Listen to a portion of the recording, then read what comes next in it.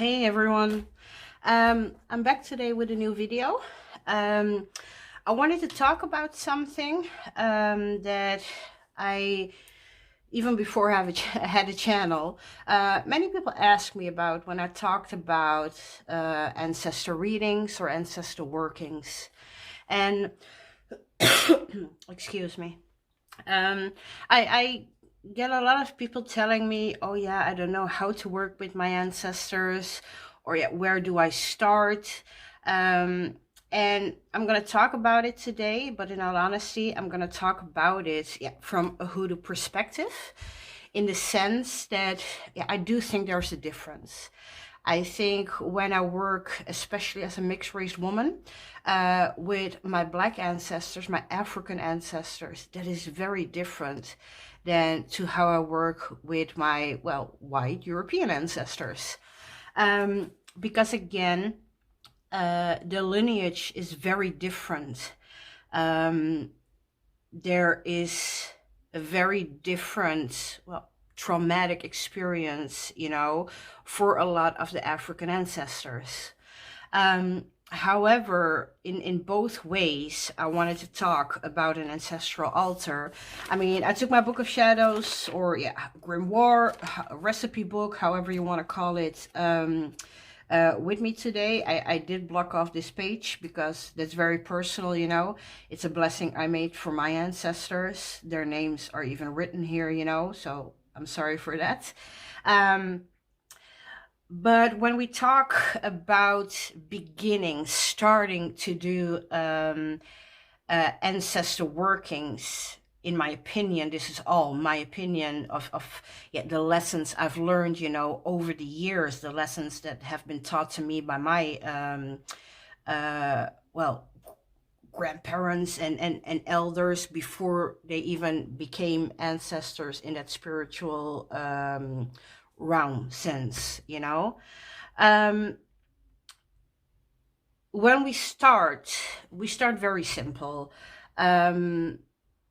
With the things I wrote here is for my lineage, This is why I wrote everything down, because that was not done for me. So I did that for myself, and I don't have a great handwriting, so I made this design on the computer, but you can handwrite it, whatever, if you want everything in your book.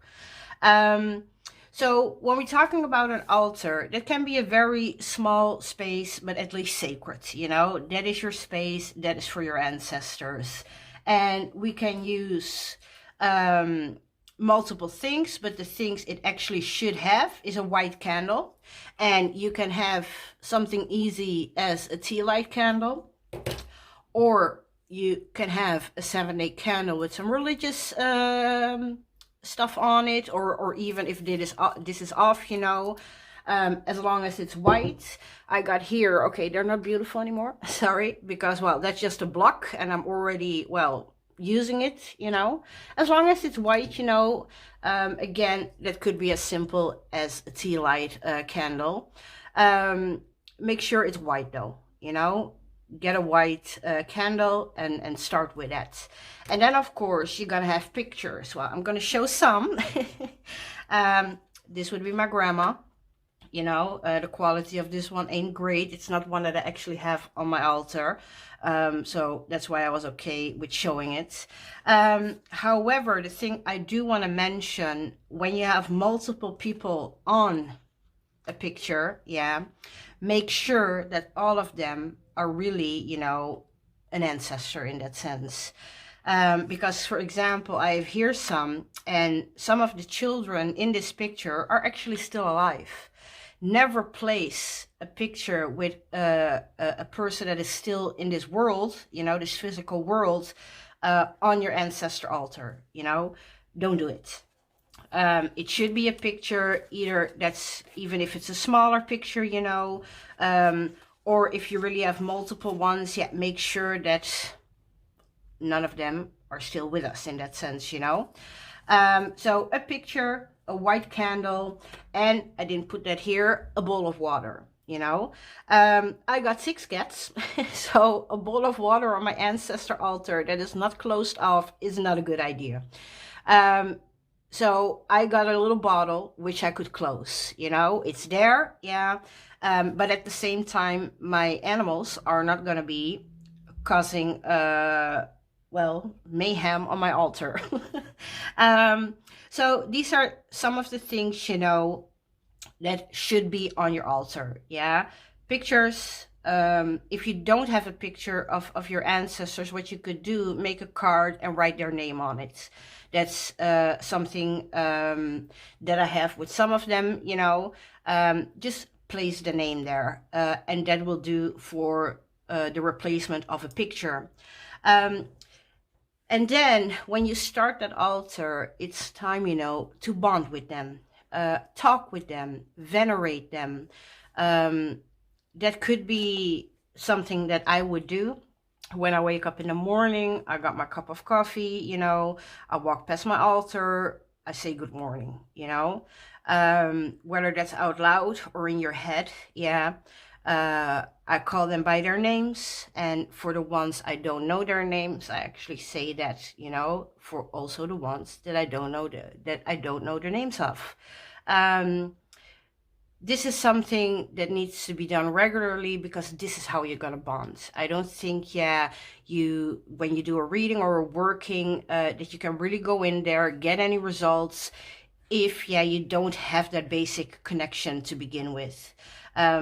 This is something, you know, that needs to be established, yeah, before you go any further. When we're talking about altars, you can place some personal things on there. I, for example, got this necklace after my grandmother died years and years ago. And it has all little crystals on it. A little bit of everything, but it's one of my favorite things of her. And I place it on her altar. Sometimes I'm a little bit worried, like, what if I want to wear it, you know, because once it's given to the ancestors, you cannot just take that back, you know. You cannot just place there something and then take it back, and you know, once it's given, it's theirs. Well, this is already something that was hers, you know. If you do want to use something that you placed on the altar, you know, do that with respect and reverence. Yeah. I sometimes have a crystal there, and then sometimes in workings I use that crystal, you know, because I also feel like it's a blessing. The intention is everything. If I placed that, when I placed the first time that crystal, yeah, I told them it's for blessing. I might want to use it from time to time if that's okay, you know. Again, it's with respect and reverence. But it's important that you start these things before you do any kind of working.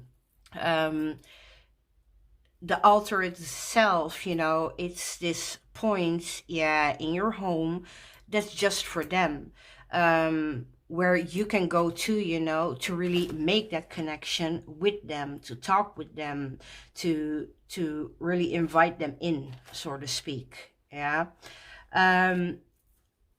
So yeah, like I said, whether that's this or something else, a toy, whatever, you know, anything that was of them, you can place on there to really deepen that connection. With the altars itself, I will flip a little bit, because that's a page I don't mind sharing in that sense. When we're talking about building an altar, because we already talked about the things we need on there, some options, you know. So, well, I'm gonna really quote my book here. The best place to start, you know, with that ancestral work is to make that ancestral altar. Yeah, this is your vocal point. This is your connection between you and your ancestors. This is where it starts. And I want to mention that you cannot force that. I believe in intuition, in a sense that you will feel when you're ready to really progress into doing a reading, for example. However, this might not be a necessity, but I've got one deck, and that's the Dust to Onyx, that really has only one purpose. Again, this is not a necessity, but it might be something that you want to do to honor your ancestors, you know. For me, it's like when I pick this deck up from, well, the many decks I might have, you know, it's like they already know, oh, it's chatty time. Because they know that, I believe that they know that when I pick this deck up, you know, it's not for anything else. So again, this is not a must, but this is for me something that I created in that sense, you know. This deck is only for them. And I chose this deck because, well, I think I said it in one of my collection videos or irreplaceable decks video. This has a very deep ancestral feeling to me. Oh, we're even at the Fool. We start at the beginning. This deck is beautiful. It's deep. The art is amazing and all that, absolutely. But I think I'm not alone when I again say, you know, that, yeah, this deck for me is all about those African ancestors, yeah. This is not a deck, in my opinion, you know, to muck around with. This has a purpose. This is not just a pick three cards and let's see what happens today, you know. Again, my opinion. However, I do believe, because it has that feeling, and I also hear it from other sisters and brothers in the community, you know, that they feel the same way about this deck. So yeah, again, in my opinion, this is not a deck, you know, yeah, to muck around with, especially when we're talking about African ancestry, you know. That lineage, yeah, is fierce, it's protective. Again, if it's not about gatekeeping, but if you have no lineage in that sense in African, in an African ancestry way, then yeah, again, don't be messing around with it. These ancestors have been through enough, and they're now at a place where they can, well, sort of, well, bite back in a way, you know. So yeah, again, this is not something to just do, you know. You need to know what you're doing before you start with that. But like I said, this is not a necessity per se, picking one deck, you know, for that. But it's something in a way that honors them again, you know, like this deck is only for them in that way. With this deck, I speak to them. This is, yeah, again, this is in honor of them, you know. Again, not per se a necessity, but in my opinion, again, you know, it's something I like to do. Well, let's go over some things, you know. An altar is definitely a very personal thing. I already said you can put some jewelry, pictures of your ancestors, never the living, again. Candles, holy water, normal water, you know, the water is the conduit, right? And that needs to be fed, we call it, right? It's like a living thing. We clean it, we feed it, we water it, you know. Here I say, for example, at a minimum, an altar should be acknowledged once a week, yeah? For me, it's practically a daily thing, but sometimes I too am busier than other days, you know, or you're sick or whatever, and then, yeah, it becomes something that you might not jump to every day, but at least once a week. For me, the minimum once a week is more like an offering, you know. The candles get burnt a little bit more. But yeah, because again, you can work with your altar as often as you like. And I think especially when you start it, because, well, we started this video, right, with people asking me a lot, you know, how do you start? Well, just start. Because again, it doesn't take much, yeah? We have a picture, well, this is not the right picture, but you have a picture of an ancestor or multiple ones. You got a white candle and you can use a glass of water. That's it. Start easy, you know. This is where we start that connection. The ancestors, this is your lineage, yeah. This is your family. The ones you know, the ones you don't know. I'm not talking to them in a way I might talk with the Creator, with God for me, you know. There is a little bit more, well, what would you say, reverence in that. As to when I hear my ancestors speak to me, yeah, they talk in the same way they talk, yeah, when I was a kid or when I was younger, you know, when they yelled at me because I didn't do what I needed to do when I was younger. So when I hear them now, in that sense, there is no difference. They will still yell at me if I'm not listening, you know. So it's a familiar thing. Of course, there is that respect, because we have a lot of respect for our elders, right? The living ones. When I talk like that, there is a built-in respect, and even we call that sometimes like a fear. But that fear is not like, oh, I'm scared because, well, they do something. No, that fear is that respect. So again, yes, we have that, but at the same time, yeah, for me at least, especially the ones that I knew in my life, yeah, they don't take shit from me. Sorry. They will tell it how it is, and if I'm not listening, they will let me know. But again, that is building that relationship. So start with that altar, you know, start talking with them. Maybe look through photo albums. Those are not the ones that you maybe place on your altar, you know, but you can sit next to your altar and go through your photo albums and really, whether that's in your head or out loud, you know, remember them, right? Talk these stories which you might want to tell your friend or a colleague, you know. Share those stories with them. Oh, do you remember when this and this happened when you look in your photo album, you know? That can be a great way, you know, to connect with them. And then it's up to you to really listen to your intuition. Do you hear them answer? And if that's very difficult for you, this might, after some time, become a thing where you would do a reading, you know? If you don't hear them in that maybe intuitive way when you're just talking to them, you know? You can, again, start with an ancestor reading and see how that goes. Start with something simple, you know? Ask them the question, again, I'm not really concentrated here, but as an example, right?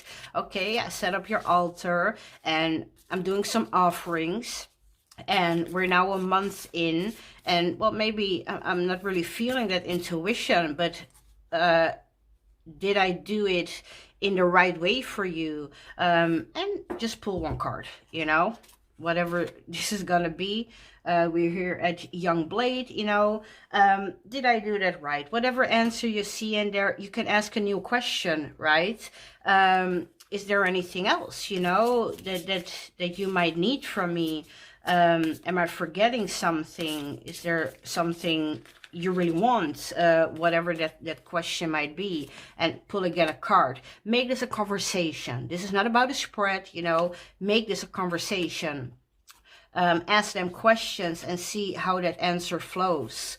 And me personally, I'm a horrible journaler. Yeah, I really stink at it because I kind of forget to do it. The one that I'm, well, most, what's the word? Consistent, yeah, the one that I'm most consistent in is my ancestor readings, because I like to go back in that sense, you know. So maybe that's something, even if you just do a question and your answer. It's not even about which card you pulled. What is the answer you saw in that, right? What is the answer you think you got? Because that is a great way to look really back at that conversation you had with your ancestors. Because again, this is not about a spread, you know. I'm not liking spreads in general, in all honesty.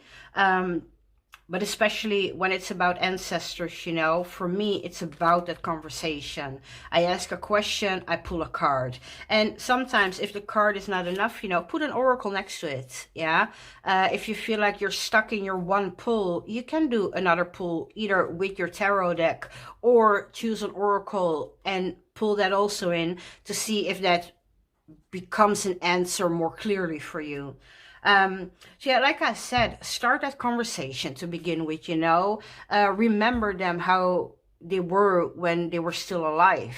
Give them that respect, venerate them in the name of, speak their names out loud.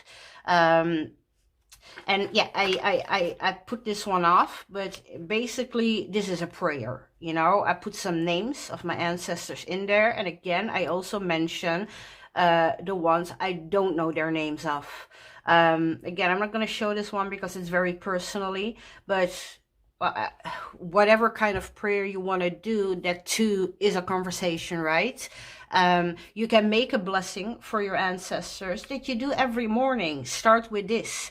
If a conversation is too hard, you know, write a kind of prayer down. You can use the name of one ancestor, and then you can say all the ancestors, also the ones I don't know their names of, and make that a daily thing. Even if that's a start, a small prayer for them, light their candle, get your cup of coffee, wake up. Even if you sniff that candle out after that, that was only maybe 10-15 minutes. Again, that's that start, but build that in. Build that into your daily routine in that sense, you know. Once you really get that connection with them, again, listen to your intuition, also your dreams, you know. I do sometimes ask a question and then I have a dream, and then when I really think about it, it's like, oh okay, but I got an answer in my dreams. Because, well, ancestors communicate in a different way, right? So yeah, listen to your intuition, really be on top of that. Even signs, you know, that might be something small. I had it some time ago. I asked a question and I didn't really even get a clear answer in a reading. And I was really disappointed, you know, because it was about my grandma. I really wanted an answer.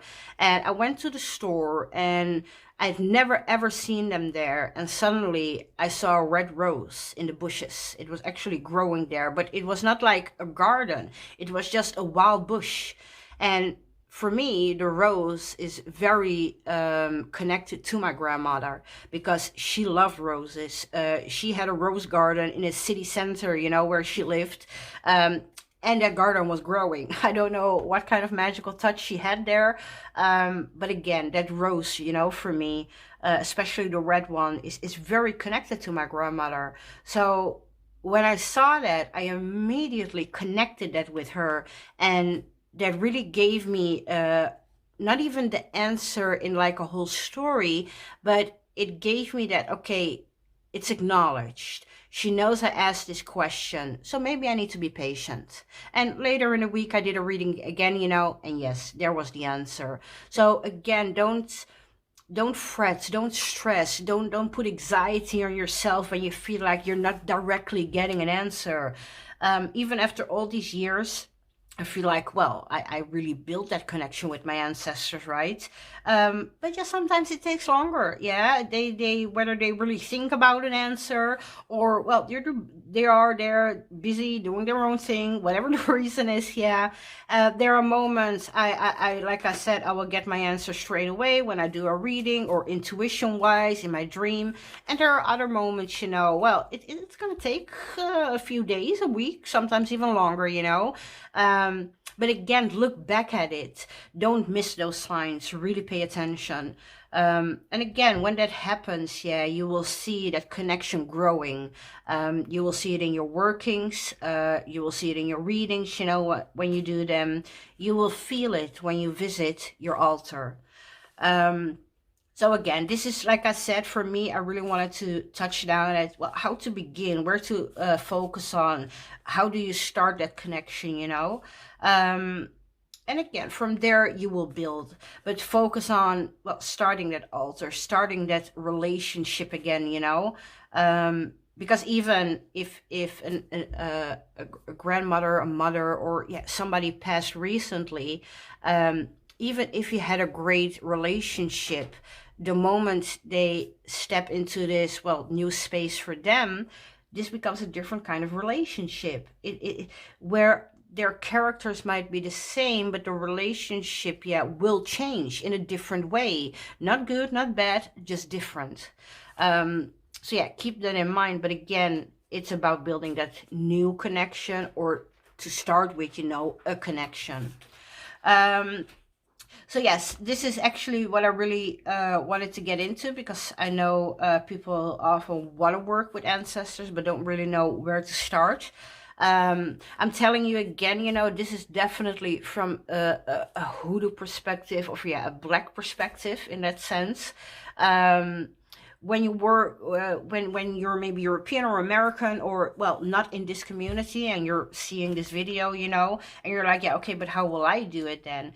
It's about making that personal, you know. I mean, a white candle, a picture, some water, these are basic things. And then again, it's about connecting to who that person was, what was important for that person. My even though it's similar in a way, it is different.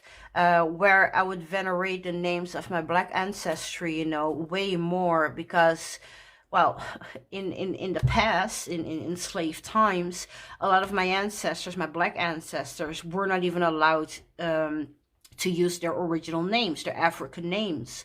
So the name in itself, in this kind of honoring, you know, of the ancestors, is a big deal. Where maybe in European ancestry, the name is a name, and there's maybe not that much emphasis on it, you know. But again, that's about really looking for yourself, what is important to you. I mean, when I say go sit by your altar and look through picture albums and really have a conversation like you would with a friend or a colleague, you know, by getting these memories back, you can do that in your European ancestry line. I mean, that is no different, right? So I think either way you can get this takeaway, this stepping stone of, yeah, how do I start? How do I build this connection, you know? Anyway, like I said, this is something I really wanted to talk about because it's important, to me at least. I mean, the ancestors are, well, the central point of my practice, you know?